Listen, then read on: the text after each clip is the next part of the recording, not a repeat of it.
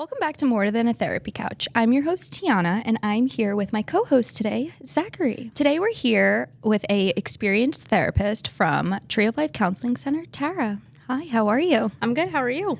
I'm doing well. Why don't you tell the viewers a little bit about yourself and how long you've been practicing?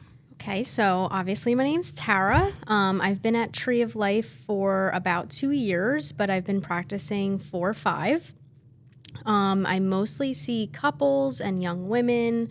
I deal a lot with interpersonal relationship issues and conflicts, transitional issues, adjustment disorders, anxiety, depression, yada, yada, yada. All the other things. Yes. And then was there something particular that led you to becoming a therapist?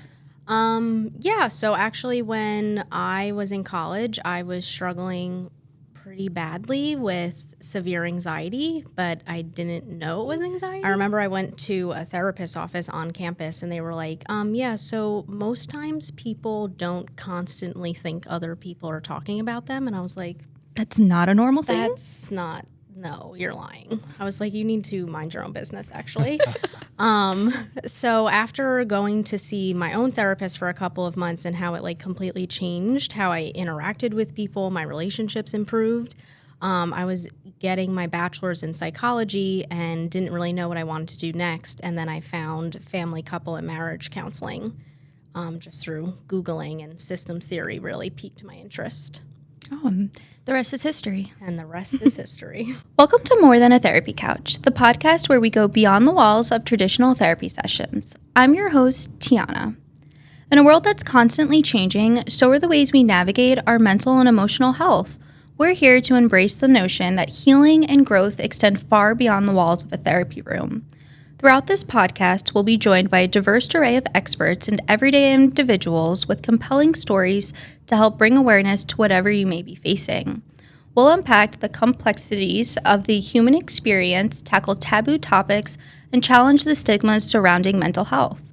So grab your emotional support water bottle, find a comfy spot, and join us as we embark on a journey that goes more than a therapy couch. Let the session begin. As a reminder, the topics discussed are for educational purposes only and are not meant to be taken as clinical advice. If you are concerned about you or a loved one's mental health, consult a mental health professional or call SAMHSA's 24-hour hotline at 1-800-662-HELP. In your own words, how would you define narcissism?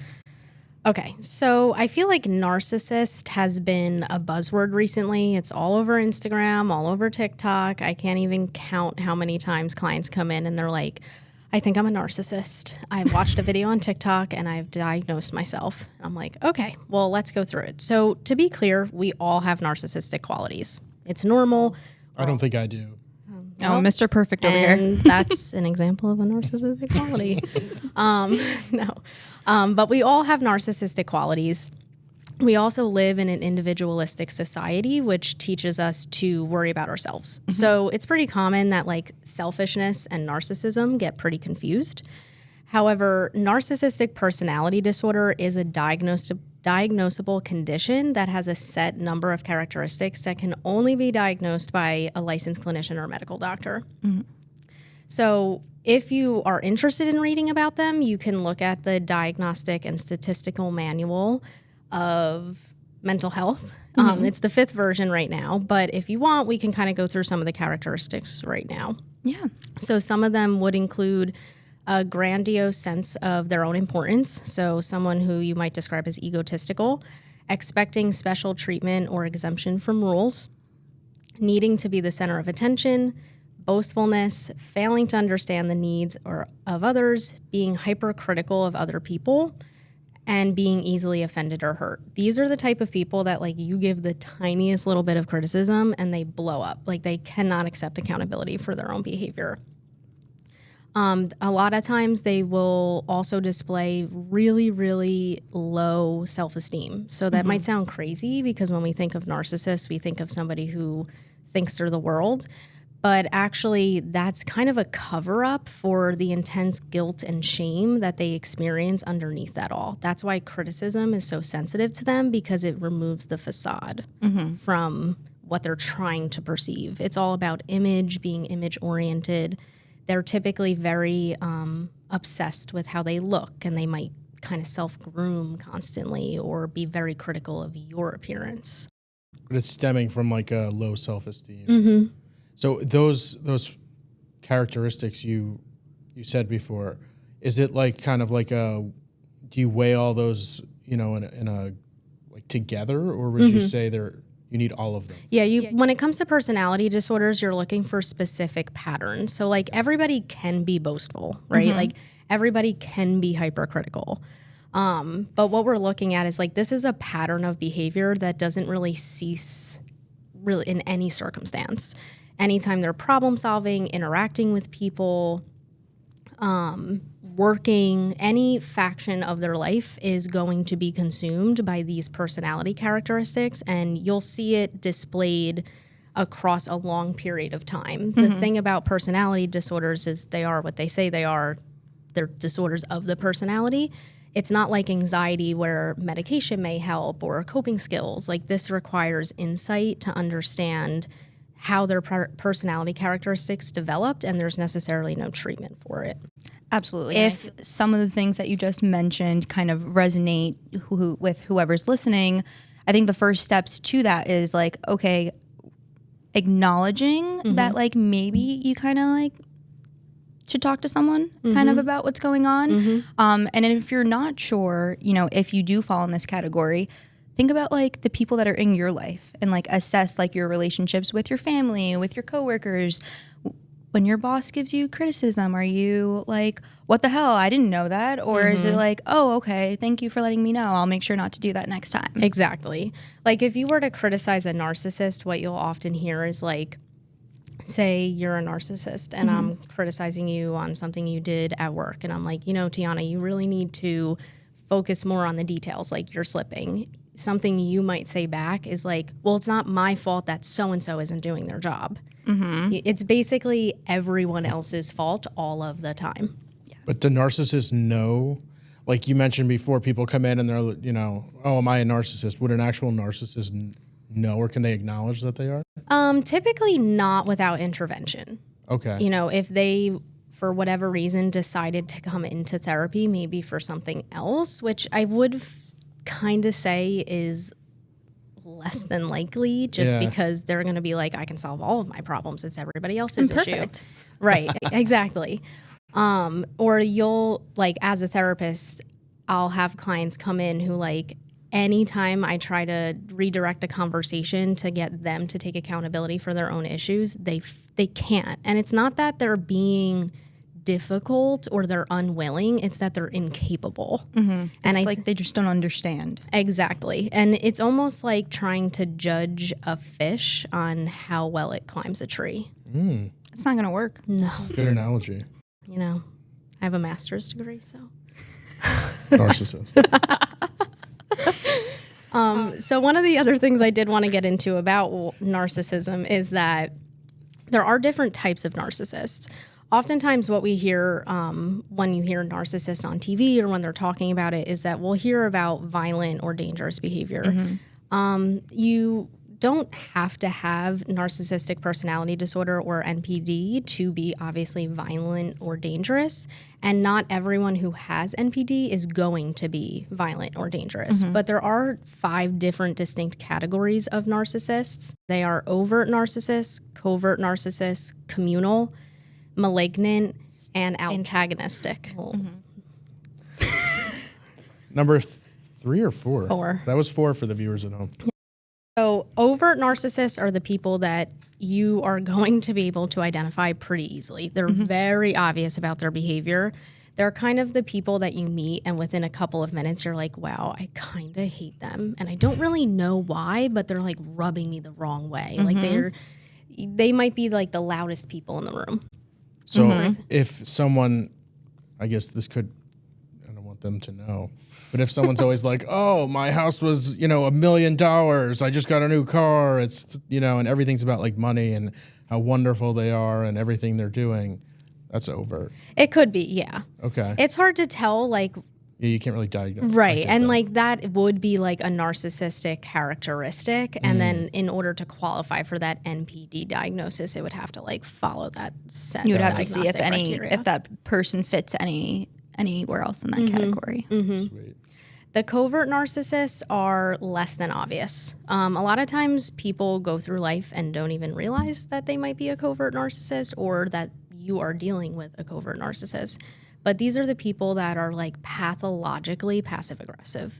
Oh my God. And it's like in ways that you don't even know how it's like tactful how they can be passive aggressive. I need examples, please.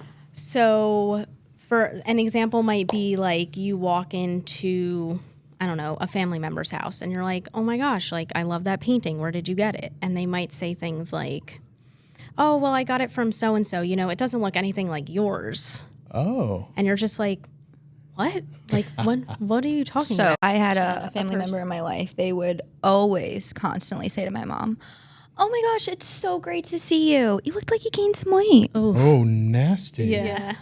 My mom would be like, it's great to see you too. Yeah, really. Yeah. Or like even like more of an overt narcissist might be someone who's like, if you were to congratulate me, I'll kind of describe this a little bit later, but if you were to congratulate me on something, or I was to congratulate you on something, for example, I'm like, oh, Tiana, congratulations on your promotion. starting the podcast. You know, that's great. And then you're like, oh, thanks so much. You know, I've always wanted to start a podcast, but, you know, I can't because this person at my job just like doesn't cooperate and it's so frustrating and I wish I could just do it. And then you start getting frustrated because you're like, are we talking about you or are we talking about me? And then if you start to redirect that question, that thing, like to be like, I want to talk about my thing, as a narcissist, not that I am a narcissist, but if I was, I might say things like, oh my God, you're so sensitive. Like it's always about you. My ex did that all the time. So Yeah, sensitive. I think like as people listen to this, they're going to start being like, wait a second. And if you're watching, you're still a narcissist. If you think we're talking about you, We are. if the shoe fits, you're a narcissist. If the shoe fits, it's yours. If you stole the shoe, it's now yours. Yes. Cinderella says. So the third type of narcissist is a communal narcissist. These are very difficult to identify because they seem to be very self-sacrificing and community oriented. So they might be the people who are like always participating in charities, always willing to do above and beyond for everything. And it seems great. And honestly, we can kind of benefit from people like that. But the difference is that their motivation isn't altruistic. It's they want praise and acknowledgement from other people. Oh, wow. So I kind of like go back and forth with this just personally because I'm like, if a W is a W is a W, does it really matter? You know, like I guess it really matters if it's interrupting their interpersonal relationships or if it doesn't allow them to get close to anybody. And then the fourth type is the malignant narcissist. These are going to be the people that are the most dangerous. They're most likely to engage in emotional, physical, narcissistic abuse. They're extremely arrogant. It's similar to an overt narcissist, except when people describe their experiences with malignant narcissists, they kind of describe it how like the hair might stand up on the back of your neck. Like you kind of get that intuition of like this guy or woman or they, them seems very off to me. And I can't really put my finger on it, but something's not right. Our fifth and last type of narcissist is called an antagonistic narcissist. These types of narcissists are going to have that arrogance piece, but they're also going to be overly competitive. So the one-uppers of the world. They have a desire to use and manipulate people to their will. So they might use all of the tactics we've described earlier, like the boastfulness, passive aggressiveness, and then also we'll introduce the gaslighting, the isolating you from other people. Antagonistic narcissists and malignant narcissists might have similar behavioral patterns, but malignant narcissists are more likely to enact violence, whereas antagonistic narcissists might incorporate relational violence rather than like physical or emotional abuse. Could you be more than one? I was thinking the same thing. It's a great question. So I don't believe so. Okay. I think it's usually once you meet the diagnostic criteria for NPD, then it'll kind of branch off into the subtype that you are. I'm sure that just like any other mental health diagnosis, there is obviously a lot of overlap. Yeah. But I think it's usually like whatever the most prominent piece is how they'll diagnose subtypes. Oh. So what would you say relational violence, like what does that mean? So relational violence could mean like isolating you from your friends and family, or blackmail is a form of relational violence, gaslighting, manipulation, that kind of stuff. Got it. Relational violence has to do with like, if you imagine the difference between what it's like being a middle school girl versus a middle school boy. Middle school boys, when they have conflict, they might physically fight and then they like are best friends the next day. Whereas middle school girls will see like the social isolation, the ostracizing, the talking behind each other's back. That's more relational violence. Got it. Would violence be synonymous with abuse? It could be. Okay. Abuse, we are looking at patterns, right? Like, so I could punch you in the face, for example, and that would be violence, but not necessarily abuse. Now, if I punch you in the face every day for 7 weeks, that could be considered abuse. Please. Feeling stuck mentally and physically? It may be time to supplement your self-care practices with some holistic healing options. Mind the Body Holistic Wellness in Freehold, New Jersey proudly offers a variety of healing modalities, including Reiki, massage therapy, reflexology, and Himalayan hot stone massages. For more information or to book an appointment, visit www.mindthebodyhw.com. Now back to our show. Does it help you diagnose when someone comes in, presents with like narcissistic tendencies or behaviors? Does it help for you to like, how does it help you when you think about like the 5 examples you gave or 5 subtypes? Subtypes? How does that help you like work with them? Like knowing what like a subclassification is? So I would say, like, from my own personal experience as a therapist, I have never seen an individual client who may or may not qualify for an NPD diagnosis. It's usually in couples where I come across.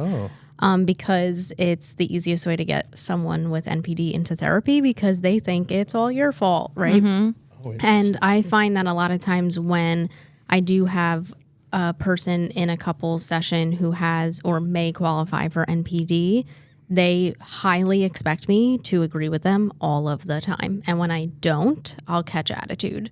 That's usually how I can kind of test it. And obviously, I think that most therapists, including myself, are hesitant in diagnosing personality disorders because what a lot of people don't realize is any personality disorder, borderline, antisocial, narcissistic, histrionic, yada, yada, yada, once you have that diagnosis, you can never put that as a primary diagnosis because insurance doesn't cover treatment for it because there is no treatment for it. Because it's a personality disorder, it's not like with anxiety where you can learn to cope with your anxiety symptoms or take medication and it naturally decreases over time if you're following through with that, where in 2 or 3 years, you may not qualify for a generalized anxiety diagnosis anymore.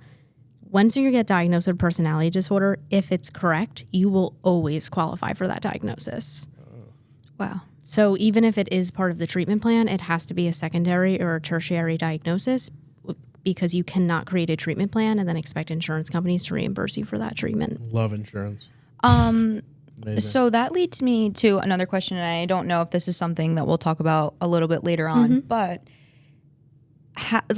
how does someone become a narcissist? Like is it just like they were brought up that way? Is it like something that maybe their parent and it was kind of like passed down, or like is it just like something like that just happens? Yeah. So I think that when it comes to any sort of like why, it's always going to go back to that nature versus nurture debate. What we see in research is that most people who ultimately wind up qualifying for an NPD diagnosis have pretty severe childhood trauma. I believe that it comes out of almost like survival skills. Like normally if you're a young child and you're helpless and like maybe your parent has NPD or you've suffered extreme abuse in childhood, everybody is going to develop certain types of survival skills. Sometimes that's people pleasing. Sometimes that's overthinking. Sometimes that's social isolation.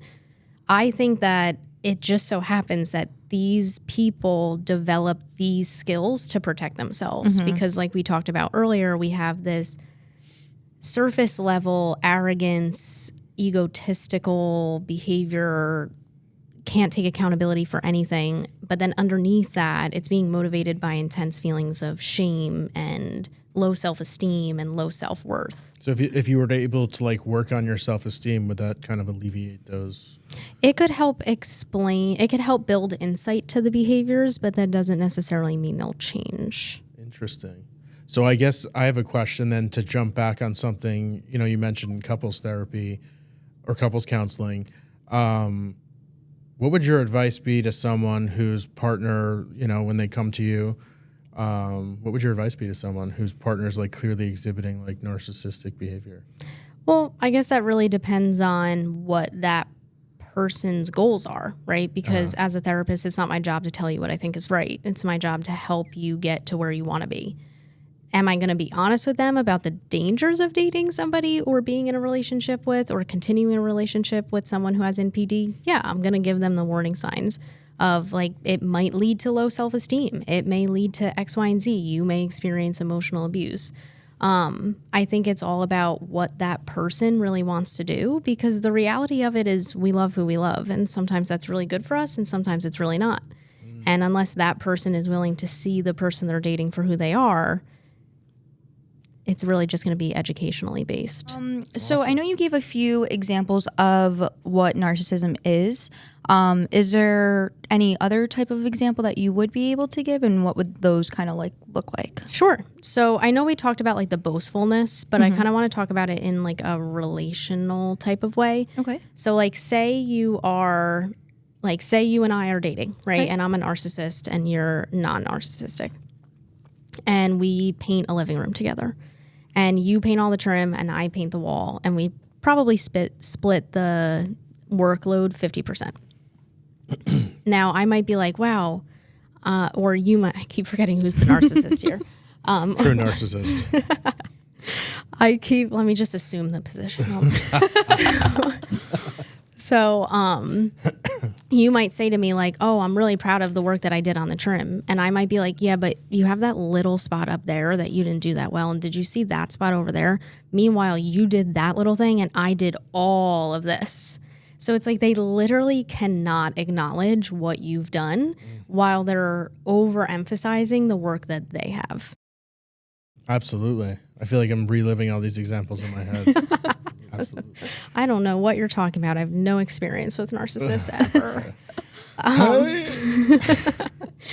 Another one might be like they really struggle to show empathy. So these are the types of people that they constantly need you to help them with their issues, right? So you are how they regulate their feelings. But now if you have an issue, they might appear cold, angry, they might criticize you.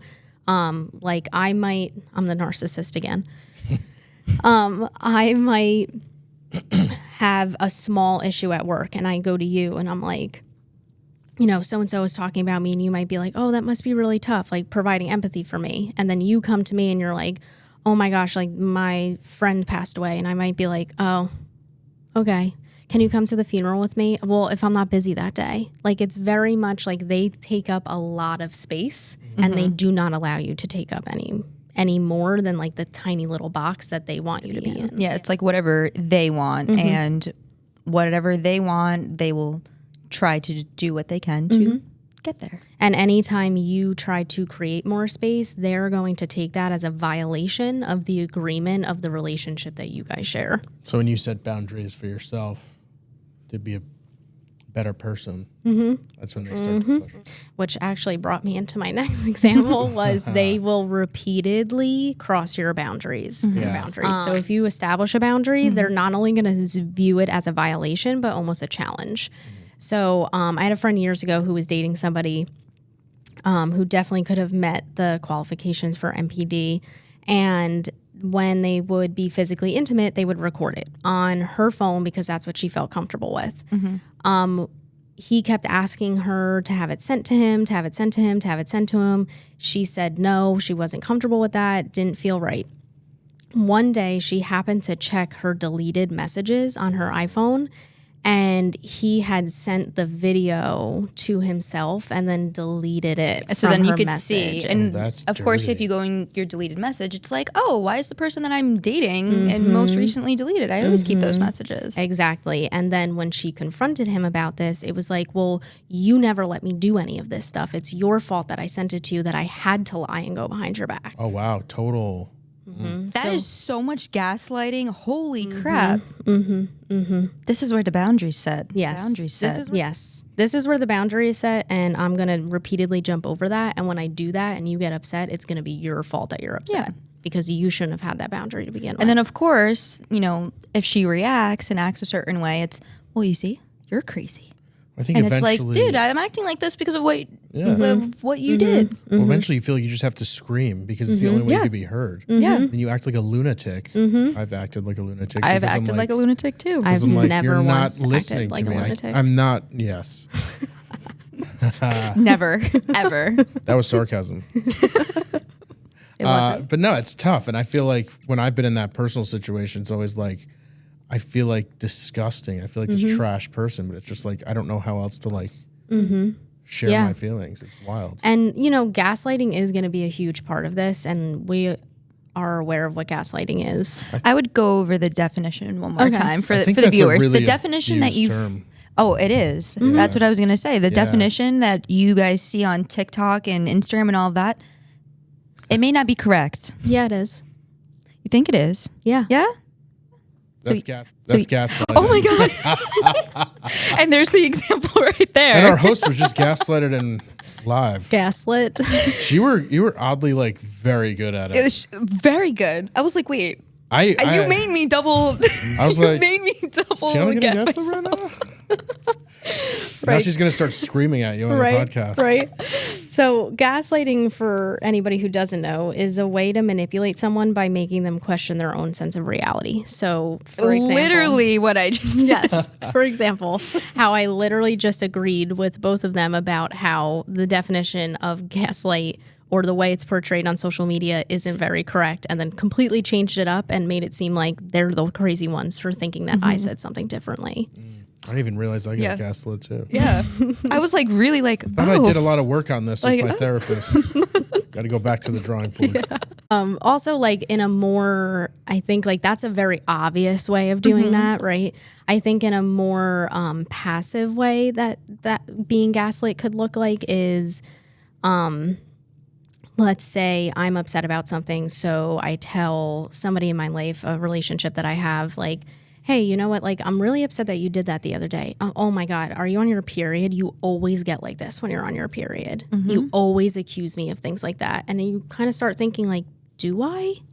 Like, am I like? And it's very like, one of the trademarks too is going to be like this externalization of behavior. So it's going to be like, I'm in a bad mood because you're in a bad mood, and you need to change your mood so that I can be better. And I'm treating you this way because you treated me that way, and you deserve it because I feel like you do. I almost feel like these people are almost like tornadoes. I don't know. Could be combining different personality disorders here, but like, Definitely. they want to like suck you into this like negativity, toxic orbit. Right. Absolutely. once you're in, it's like, Yep. So- Yep. 100%. And like when it comes to emotional abuse or narcissistic abuse, what we're going to see is that cycle occur, right? Cycles of abuse are more commonly talked about in domestic violence relationships, where you'll have that honeymoon period, you'll have the build-up phase, you'll have the blowout phase, and then you have the cool down, and then the honeymoon period. Would that be like love bombing would be like a big indicator of like, hey, this person might be a narcissist. Absolutely. Yeah. Love bombing has always been so confusing for me because I feel like if I met me, I would treat myself that way too. See, I have a hard time with like I get love bombing, but I feel like I was just talking to a friend about this, and like with me, I want to like give everyone 100%, 1,000%. I don't want to like build up. I just want to like be myself. But then I want to see if they reciprocate that, and if they don't, I'll leave the relationship. Right. I mean, love bombing looks more like like, of course, we always want to show up as our authentic and genuine selves, right? And like, I think that if we're willing to show people who we are, then that's our choice to make. And whether they reciprocate that or not gives you the information of how you want to move. Love bombing looks more like lavish gifts, wanting to spend all the time with you, showering you with a million compliments. An example. Yes. So, an example, I was talking to someone and their friend said to me, like, hey, you know, I just want to make sure you have the right intentions with my friend because, you know, they have a tendency of sometimes, and they literally paused for a second, looked at me and go, they have a tendency of like love bombing people. And it didn't click for me until her friend asked me, like, what are your intentions? Interesting. Right. Yeah, which is really interesting. Yeah, I think like showering of gifts or like lavish dates or wanting to introduce you to everyone right away, like Your whole family, all your friends. right. And That was another thing too. yeah. It's like, let me suck you into my life as fast as I possibly can before you start to realize that I'm crazy. something's off. This is great. I'm learning a lot. Another thing Unbiasedly. to always look out for, in my opinion, is like I hear this a lot, just like in my personal life with amongst my friends and family and within my clients and my therapy, is they'll start dating after getting out of a so-so relationship or maybe a bad breakup or whatever it is, and I'll hear them say, I found exactly what I was looking for. After they just got out? Yes. Oh my gosh. It'll okay. be like the first couple of people that they might go out on dates with, like maybe 4 or 5 in, right? And they'll be like, oh my God, I found exactly what I'm looking for. No one should be exactly what you're looking for. Nobody. And if they are, that should give you pause to say, okay, you know what? Not that I should completely kick them out, but I need to vet this person. Like, I want to take things slow, because if somebody's showing up exactly what you're looking for, realistically, when does that happen? Today's episode is brought to you by Tree of Life Counseling Center, where people come to heal, deal, and learn to thrive. They currently have immediate availability for talk therapy and medication management with a team of over 50 licensed clinicians. Are you feeling alone? We all can use someone to talk to. Call 732-393-8391 or visit us at www.treeoflifecc.org to start your journey of self-discovery and healing today. From your experience, how have you seen narcissism affect relationships, whether that's romantically or platonically? So I think that it's like virtually impossible to have a relationship with someone who has NPD and not be affected by it. I mean, as we've discussed in the past, like highly sensitive to criticism, but also hypercritical, the gaslighting behaviors, emotional abuse, manipulation, cycles of abuse, all of those things ultimately lead the victim of that feeling very lonely, very isolated, having low self-esteem.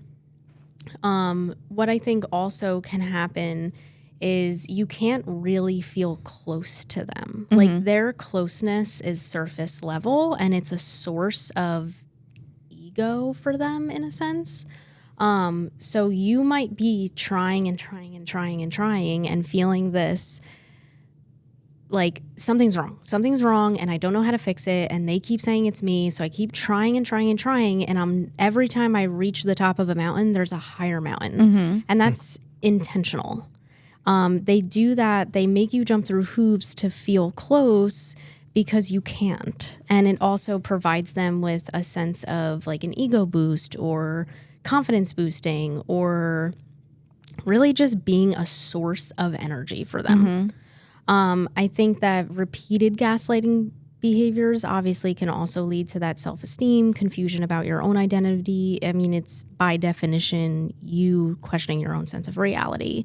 So if you start not trusting yourself and your own sense of reality, you're going to depend on this person to tell you what's happening, which creates a level of codependence, which we know is very hard to break, and it's very hard to leave because you think that this person is correct and you are always wrong. And now imagine feeling that way, and then you're going to therapy, or your friends or family are like, this person's bad for you, and you're like, you have no idea how great this person is for me. It's a grief period. It's sad, but it can also be, once you see them for who they are, you can't unsee it. Mm-hmm. That's how things work sometimes. I think the best advice, I was listening to another podcast, this guy Lewis Howes, and he had a guest on, and I forgot her name, but she was an expert in like gaslighting and this type of thing. And the best advice she gave was that anyone who's leaving, this kind of relationship should take a year or two before they start dating again. Absolutely. To like figure out like, what are your interests? What is it you like? Because you kind of, you forget. Right. I think there's also this period, because you have that cycle of abuse with that honeymoon period, they're going to be so charming. Like one of the things about narcissists as well is like, I hear a lot of people, like research backs this, but also in my own personal therapy experience, is you will hear them say, it is so frustrating that my family and friends still like them. Because one of the things that happens is they are very charming and they turn it on when it's useful.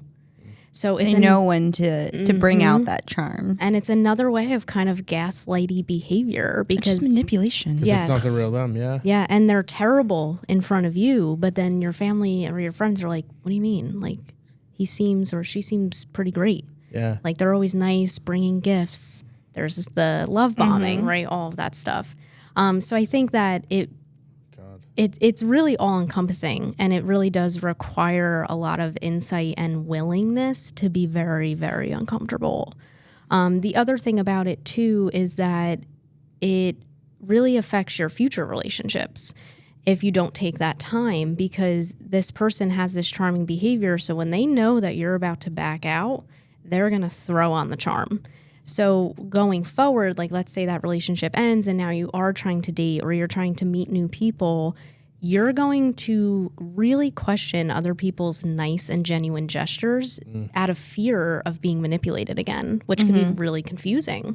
I think I had another question for you. It's like, if you find yourself in a relationship like this, do you think, I kind of believe this, but I think we open ourselves to the energy that we're bringing in. So like, what am I putting out there? So like, if someone's in this kind of relationship, what would you say, like, maybe is the energy they're putting out there to like attract this kind of person in their life? People who have a tendency to be overly people-pleasing are always going to be attractive to someone with NPD. Okay. Anybody who has like an anxious attachment style would be attractive to someone with NPD, because typically people who have narcissistic personality disorder also have avoidant attachment style, which is kind of like the runner, if you imagine. Like there's always a runner and there's always a chaser, and they always marry each other. That's just how it works. I think it was from a TV show. A settler, and I forgot the other one. A reacher and a settler. I always think of Tom and Jerry. Okay. Like how Jerry's the mouse, right? Yeah, Jerry won't leave, but he's constantly trying to avoid the attention of Tom. Oh, interesting. And Tom will always chase Jerry, regardless. So I think the other part of this, too, is that you can develop mental health issues from being in a close relationship with someone with NPD, which may include anxiety, depression, PTSD, but we can also have cognitive issues like memory issues or forgetfulness. And then there's also the physical health issues that may or may not include things like nausea, migraines or headaches, and other GI issues. As we know, the gastrointestinal system is very highly linked to anxiety symptoms and depression symptoms. The last thing that I wanted to say about what the effects might look like is when we are in a relationship that may or may not encompass narcissistic or emotional abuse, we are now changing our correlation with safety and security with stress and anxiety. When that happens, relationships are supposed to make us feel safe and secure. If we go back and forth, we feel safe and secure, now we feel stressed and anxious. We feel safe and secure, stressed and anxious. It actually, over time, changes our nervous system response. So now we're thinking that anxiety and stress means love, which can be really confusing to navigate moving forward. Because oftentimes I'll hear clients say like, yeah, I met this person and they seem really great, but I'm just bored because calm feels boring. And I think it's about acknowledging, like, really checking in with yourself and being like, how do I feel when this person leaves? Because that's going to give you the best clue.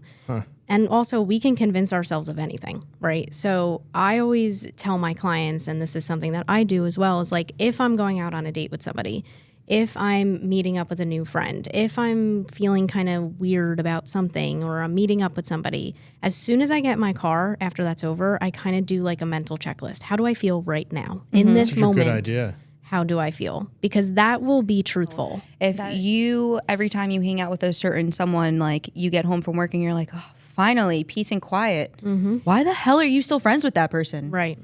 What are you getting out of that? You're not gaining anything. And not saying that you only need to gain things from your relationships, but it's a give and take. So we kind of talked about, we've talked about what it is, what it looks like, how it affects the people around them. Now, how would someone, like, they're with a narcissist or they have a narcissist, parent or family member. How does the person that's not a narcissist necessarily goes about, like, breaking up with them, whether that's an intimate relationship or whether that's like now making it a little bit harder where it's like an immediate family member? So I would say going about breaking up with this person, like the first thing you want to do is get outside support. Like you are going to want to talk to friends and family. You're going to want to maybe seek medical care either under a licensed clinician or something of the like. If we're talking about an abusive situation, things are going to be a little bit more sensitive. So we're going to want to have a safety plan in place. We're going to want to have access to credit cards and bank accounts. We're going to want to maybe have a burner phone. There is always the domestic violence hotline. I know that New Jersey itself has several women-only domestic violence shelters that I think it's NJ Safe in Bergen County, at least. You're also going to want to do research, right? I think that one of the things about this is if you find yourself Googling, am I dating a narcissist? The answer to that question is probably yes. There's also this piece of one of the things that somebody who has NPD and is engaging in narcissistic abuse is going to try to do is kind of like break you down in a sense. It's going to make you question your reality. Like, I feel like that's the theme of this episode, right? If you take anything out of this, Are we here? Yes. But I think that listening to yourself is so important. And I think that that sounds so easy, but it's really not, especially when you're in a relationship that involves emotional abuse. So along with doing your research about what being in a relationship or having a relationship with a narcissist is like and seeking that outside support, you want to really try to trust yourself. And I know that that sounds easy, but it's not. Like our intuition is there for a reason. A lot of people who meditate talk about how they have this like capital K knowing. And it's about centering yourself because you have all of the answers to solve your problems. Sometimes we just don't listen. So if something is telling you, if your body is telling you that this is wrong, it's because it is. We often don't really mess up on our intuition. Like, sure, we might make bad choices, but we typically feel what's right. And if we're saying to ourselves, this doesn't feel right, it's because it's not. The other thing about getting outside support is a lot of times isolation is involved in this. And maybe you haven't spoken to your family and friends in a while. It's just a reminder that like people do love you and people are out there to help you. And it is up to us to allow that bridge to happen. And sometimes that might feel nerve-wracking, but support is what we're going to need in this moment. It's going to be difficult to end or leave this relationship. I think the other part of this is that we want to probably get into therapy ASAP, whether that's to help us understand what these cycles look like, or if it's just to help us understand what it's going to be like without this person. people can be bad for you and the relationship can have good moments. It's not a but, it's an and. I almost feel like if you're not a narcissist, you're the perfect person to date. Like in general, you know? Like anyone out there, just like that should be your byline. Not a narcissist. On Tinder. Fun fact, I'm not a narcissist. I don't care where you went to school. If you have a job, like I don't care how tall you are. Yeah. Are you a narcissist? Yeah. Let me know. Exactly. Some behavioral strategies that might be helpful in initiating a breakup is what we would call gray rocking. Gray rocking is essentially becoming uninteresting. So as hard as this might sound, people who are in relationships with narcissists are a constant source of energy for them, whether that's to stroke their ego, have sex with them, or really just be there to criticize. We are providing something for them. So when we become uninteresting, when we don't react, when we don't defend ourselves, they realize that they're not getting what they used to out of us. And I know that sounds almost impossible because they're going to poke you. You know, they're going to try to agitate you because they want that reaction from you. So then they can turn around and say, you're crazy. But if you just remain indifferent, they get bored and they're going to move on. So that might help even to establish emotional boundaries while the relationship is still existing and you're kind of formulating your exit strategy. I think the last part of it is kind of just having that exit plan. If you live together, where are you going? If you don't have any friends or family in the area, how can you set yourself up for success in a way that makes sense and is practical? Talking to hotlines. There's government services out there for victims of domestic violence or narcissistic abuse. There are plenty of resources in your community that I'm sure I can provide you a link, Tiana, and you can link it to the episode, that can be and will be helpful towards you. And then I think at the end of that is just when that breakup occurs or when that family member, you decide I don't want this relationship anymore, go no contact. It's very hard because what happens is, as I discussed earlier, is the second you start pulling away, they're going to want to suck you right back in. It's hard. Cycle. Yeah. And it's hard to say no to that. You know, like you want to believe that this person is who you want them to be, but they're not. And I think that's why we have to, if we're going to fall in love with somebody, we have to fall in love with who they are, not who we want them or what their potential looks like. Absolutely. On the opposite hand, what if the things that you just described, I feel like, oh shit, like I relate to that. Like I'm doing those things to the people around me. Where do I go from there? Well, first of all, I would like to say you definitely are. And this is actually an intervention. Oh my God. We haven't been filming anything this entire time. That's why I was asked to be here. Zach, Yes. you tricked me. You were the one who invited me. Exactly. You got me to trick myself. Yes. Oh, gaslighting? So I think I heard it. I synced it. So I think that all of us have narcissistic qualities. I mean, to be honest, we are American and American people are selfish and it's just, we're individualistic. We live in a society where the betterment of one is better than the betterment of the group. Yep. So I think that all of us have narcissistic qualities. We all will have these characteristics. If you are genuinely concerned that you might have narcissistic personality disorder, I would say 99% of the time you don't. You just don't. You know, if you're worried about it, you most likely don't have this personality disorder. And that's because narcissists don't have insight. There we go. There we go. Yes. Nice. And they also like don't see an issue with their behavior, right? Yeah, they think that they're fine. They think that they're perfect. They think that nothing that they do is wrong. Correct. So why would they possibly think Why are that you both they are looking at me? a What is narcissist? I'm asking that question to both of you. I don't know. You were both staring into my soul. I think you need to stop being so focused about yourself, maybe. Is the shoe fit? Has the shoe been borrowed? No. But I think that, like I said, we all have those narcissistic qualities. If it's something, if there's that like one or two set of qualities that you find are interrupting your interpersonal relationships, maybe past partners have commented on this, or your family or your friends have commented on this, therapy is always going to be helpful. We can understand where those patterns are coming from. Like I said before, they're most likely survival skills.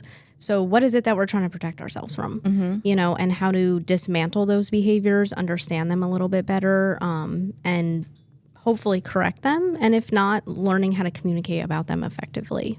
Absolutely. And I think a lot of people just in general, like, if you're not sure like what therapy is, if you should even be in therapy, like we talked about this on one of the last episodes, like what do you lose from trying it? Really nothing. You lose absolutely nothing. And you also get another perspective that isn't involved in your relationship and in your close circle to kind of like weigh in your options and kind of also hold yourself like accountable. Exactly. And I think we're all very hesitant to talk about especially intimate relationships with our friends and family.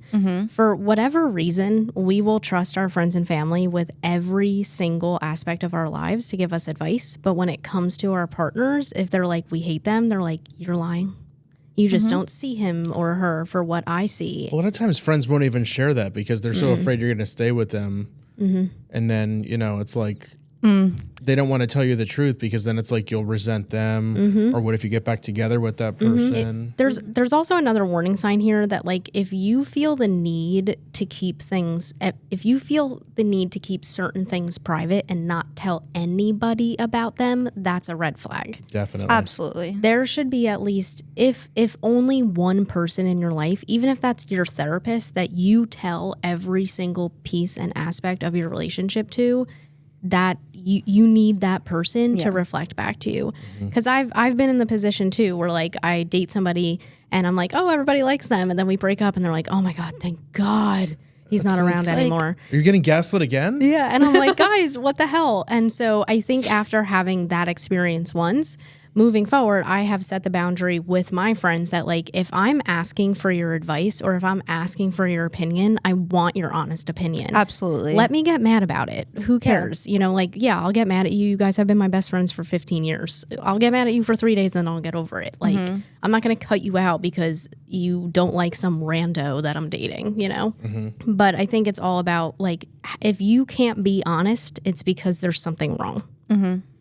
But I think, going to therapy, figuring that out, how many of your characteristics are interfering with a relationship that may or may not be narcissistic. And then also if you have a partner who does have, or you believe has narcissistic personality disorder, having somebody to bounce those ideas off of is really helpful. Absolutely. Because the other thing is too, if you recognize that your partner's, let's just say, I don't know, always trying to argue with you or always trying to one-up you. If you don't actually know what it is to be narcissistic or to be gaslit and all of those things, like you won't know until you go to someone. And they're like, if someone's gaslighting you, and like Tiana was kind of saying like, you know, recognizing these signs and maybe like, would you point out those signs if you're recognizing them and you're still in the relationship? Would you point out to be like, hey, Tara, you're gaslighting me right now, or like you're being so selfish or whatever. You know? So I think that depends on the level of volatility within the relationship, right? Yeah. If I was counseling someone who was in a relationship with somebody who was physically abusive, my advice would probably be not to, right? Because our physical safety is going to be above all else. Yeah. That's where the advice of like that gray rocking behavioral strategy would be more beneficial.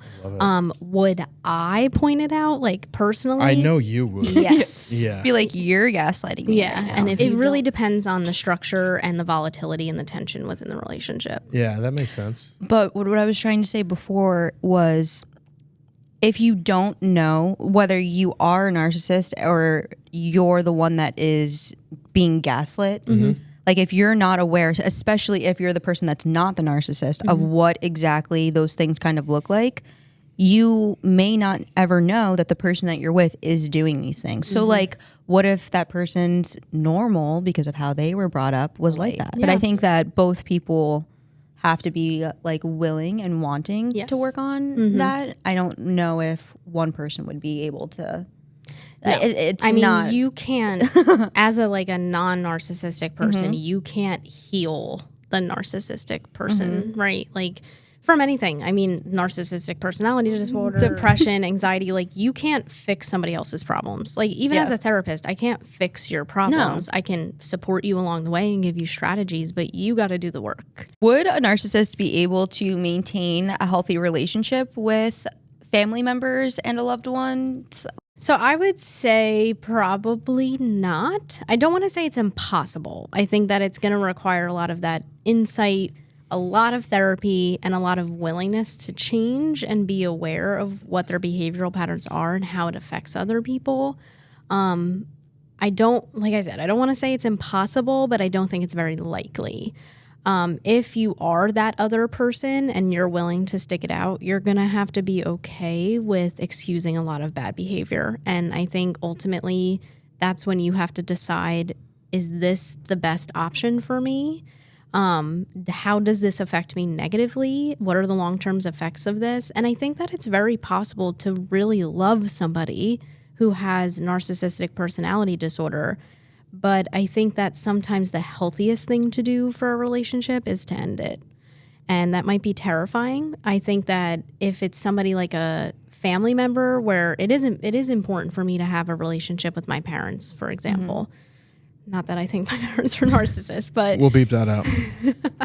Like, let's say I think my parents are narcissists, but I want to have a relationship with them. I would say that the best way to do that is understanding their cycles of behavior, taking an observer stance. What that means is instead of playing into the cycle, being like in your head, oh, here's that thing again that they're doing. Oh, they're doing that thing where they're going to deflect. Oh, they're going to blame me. You don't have to react ever. That is a choice. There's a quote that says, like, in between a stimulus and a reaction, there's space. And in that space is our power to choose what we're going to do there. And I think using that to foster a relationship, but also having realistic expectations. Even if these are your parents, they're not going to be the ones that support you. You know, you're not going to feel supported by them. So I think if it's important to you to have a relationship with them, then having the appropriate boundaries and expectations is what's really going to make that work. And I think another thing to kind of add to that is knowing what you should and shouldn't speak to them specifically about. So like if you are worried about you getting a promotion at your job and that's something like you really want to talk to about, probably wouldn't want to talk to a narcissist about it. Correct. I love that you said that, because the quote I mentioned before from this woman on a podcast, something she advised was, if you think someone's a narcissist, tell them your positive news and then go call like your best friend and tell them the same news and see the difference in how they react. Absolutely. I thought that was so fascinating. And I've literally have seen that with certain people in my life. It's just like, I don't get it. And I think it's like that thing that once you see it, you can't unsee it. Like once it's laid out in front of you, you're like, oh God. Like, what do I even say to this person anymore? Yes, I think Allison's having an epiphany over here. I'm watching like, your oh facial my reactions, and she's like, "Oh my God, this is crazy." I don't know if you've been watching her this whole time, but it's like, I've learned so much. Oh, good.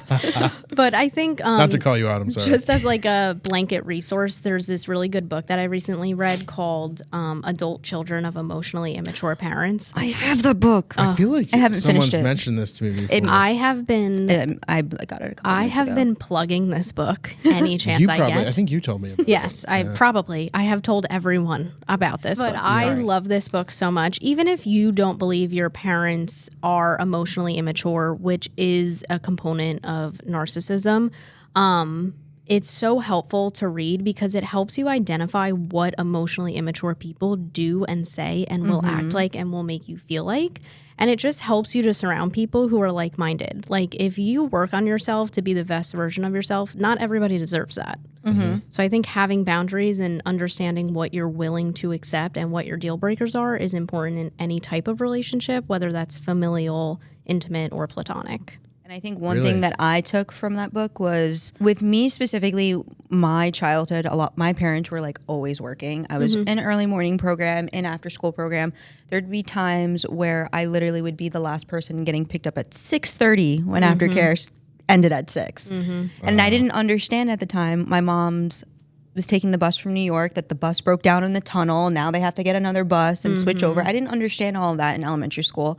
And now getting older, it's like, I like see some of the things and I'm like, at the end of the day, like they did the best that they could with what they had, and they thought that they were doing what was right. Right. And that's all like I can take from it. And I think at the end of the day, like people who are parents, like everyone's doing this for the first time.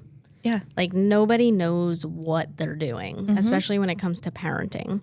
There's an episode of Real Housewives of Miami where the one girl, Nicole, is going to family therapy with her father because she has like a very tumultuous relationship. And she always felt really abandoned by him because he would take her brother places but would leave her behind. And then the one time he took her somewhere, he wasn't paying attention. She wound up getting hit by a car. Oh my God. And in therapy, when she was talking about it, she was getting really emotional and being like, you abandoned me my whole life. And his perspective of it was, I couldn't be responsible for you because look what happened the one time that I did.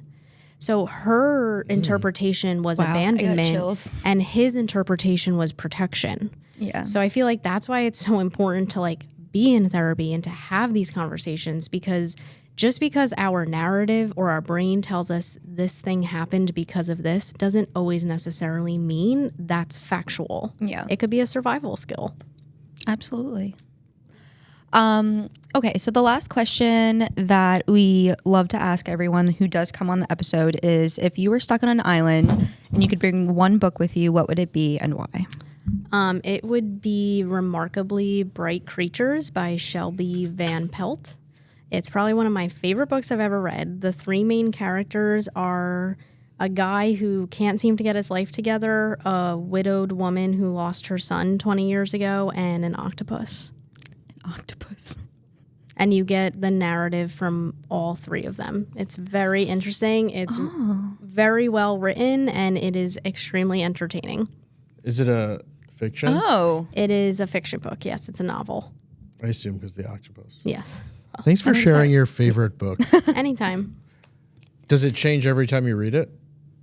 I've only read it once so far because I have to wait a while so I can forget about it. So then I can it feels like I'm reading it for the first time again. Gotcha. That makes sense. I'm wondering if you learn something new every time.